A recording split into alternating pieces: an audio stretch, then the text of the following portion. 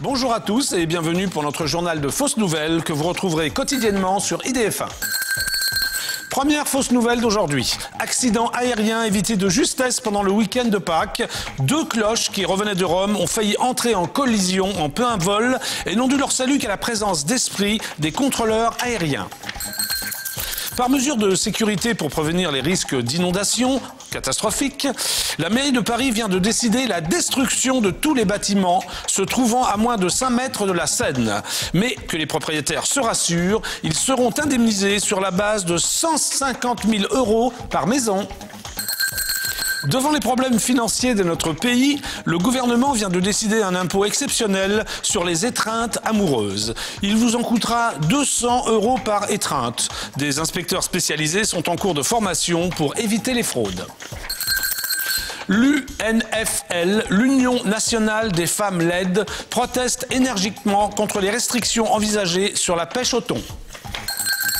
Conseil de guerre au Parti socialiste. Ils ont réuni tous les scientifiques pour créer une épée fiscale capable de briser le bouclier fiscal. La chanteuse Madonna est décédée vendredi après-midi, mais elle a heureusement ressuscité lundi matin.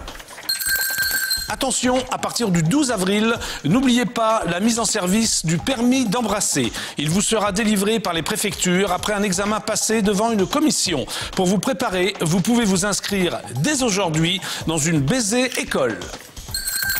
Dominique de Villepin se lance lui aussi dans la chanson. Il a choisi d'enregistrer un album Dominique chante Aznavour, dont voici un petit extrait. Écoutez. Je me voyais déjà en haut de l'affiche, en 10 fois plus gros que n'importe qui, mon nom s'étalait. Je me voyais déjà adulé et riche, signant mes photos aux admirateurs qui se bousculaient. Bravo Dominique, très belle chanson. Bernadette Chirac l'a aussitôt assuré de son soutien. Écoutez. Dominique, Nique s'en allait tout simplement, routier, pauvre et chantant. En tout chemin, en tout lieu, il ne parle que du bon Dieu, il ne parle que du bon Dieu.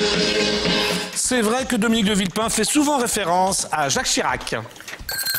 Quant à François Fillon, qui poursuit l'enregistrement de son album François chante Claude, il vient de découvrir une partie de son corps qu'il avait négligée jusqu'à présent. Écoutez. Il faisait zip quand il roulait, pas quand il tournait, quand il marchait. Je ne sais pas ce que c'était, je crois que je ne le saurai jamais. Je vous laisse deviner de quelle partie de son corps il s'agit. Voilà, c'est tout pour aujourd'hui. À demain pour d'autres fausses nouvelles.